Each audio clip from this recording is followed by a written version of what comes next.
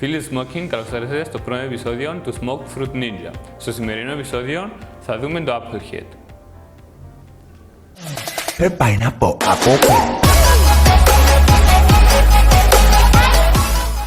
Το μήλο μας στον αργυλέν δεν δίνει μια ιδιαίτερη γεύση.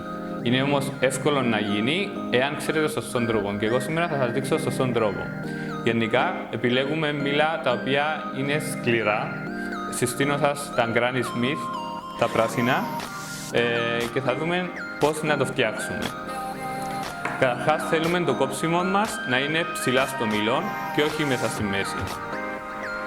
Ξεκινούμε, κόβουμε το μήλο μας ψηλά και προσπαθούμε να έχουμε μια ευθεία δομή.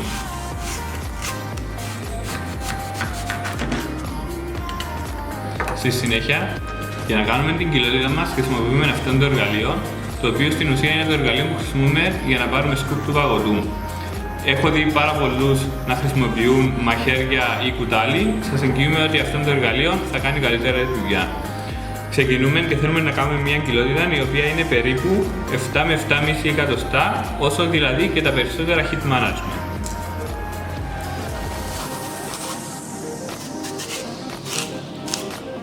Ξεκινούμε να κάνουμε την κυρία μας κοιλότητα και στη συνέχεια προσπαθούμε να ανοίξουμε περισσότερο την κοιλότητά μας.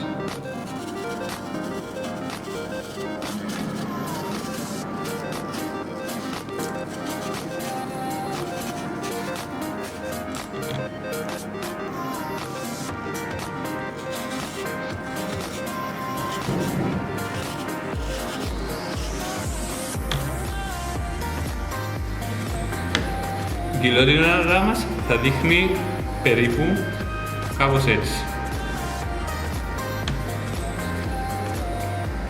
Μπορεί να φάει στο μήλο. Στη συνέχεια χρησιμοποιούμε αυτό το εργαλείο για να ανοίξουμε στην ουσία μια τρύπα στο κάτω μέρος του μήλου μας. Σε αυτό το σημείο πρέπει να είμαστε προσεκτικοί να βγάλουμε μια ίσα τρύπα η οποία θα μας βοηθήσει να είναι το μήλο μας ευθύ και ίσο. Στη συνέχεια, για να συγκρατείται ο καπνός μέσα στο μήλο μας, θα χρησιμοποιήσουμε οδοντοκλυφίδες. Κάποιοι χρησιμοποιούν τελούι. Συστήνω σας τις οδοντοκλυφίδες λόγω του ότι μερικές φορές το τελούι μπορεί να έχει μαγνήσιο μέσα και το είναι κακό για την υγεία σας. Θα χρησιμοποιήσουμε τις οδοντοκλυφίδες μας έτσι ώστε να κάνουμε ένα φράγμα μέσα στο μήλο, ανάμεσα στην κοιλότητα και την τρύπα, που να κάθεται πάνω ο καπνός.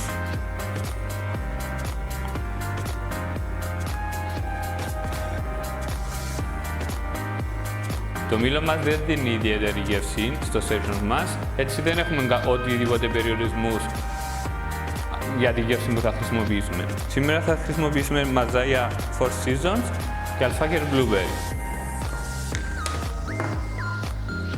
Ανάλογα με τη γεύση που χρησιμοποιούμε, μπορούμε να κάνουμε chop τον καπνό μας εάν έχει μεγάλα φύλλα ή μπορούμε να τη χρησιμοποιήσουμε έτσι όπως είναι. Σήμερα θα κάνουμε chop τον καπνό μας.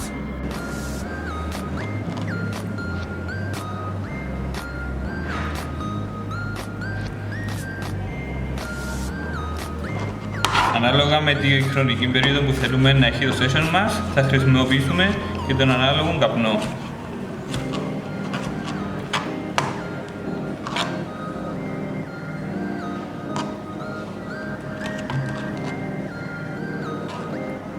Τις οδοντοκλυφίδες μας θέλουμε τις χαμηλά στον πάτο της κοιλότητας του μήλου, έτσι ώστε να μην τις έχουμε αρκετά ψηλά και να καούν.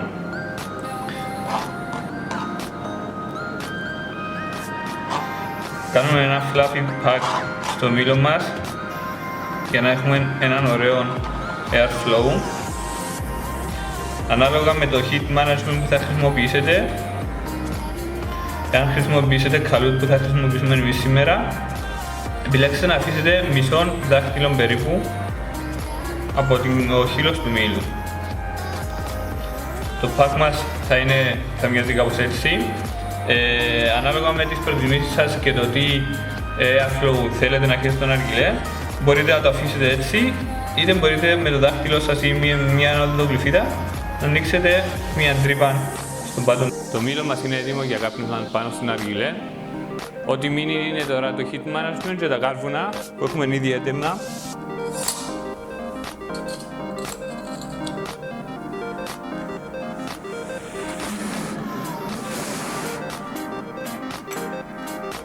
Τοποθετούμε το heat management μας πάνω στο μήλο.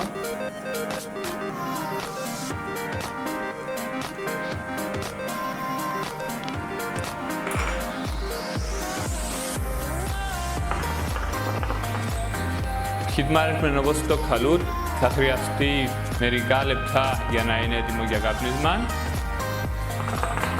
Αν χρησιμοποιείτε κάτι άλλο όπως το Kaya Block, το οποίο μπορείτε να κάνετε preheat, θα σας βοηθήσει να ξεκινήσετε πιο γλυόρα το καπνίσμα σας.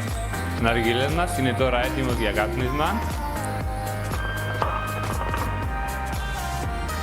Η διάρκεια του session μας αναλογεί με τον καπνό που θα βάλουμε μέσα. Οτιδήποτε απορίες έχετε, θα αφήσετε κάτω στα comments να σας απαντήσω εγώ. Μην ξεχάσετε να κάνετε subscribe. Μπορείτε να προτείνετε τι θέλετε να κάνουμε στα επόμενα μας βίντεο.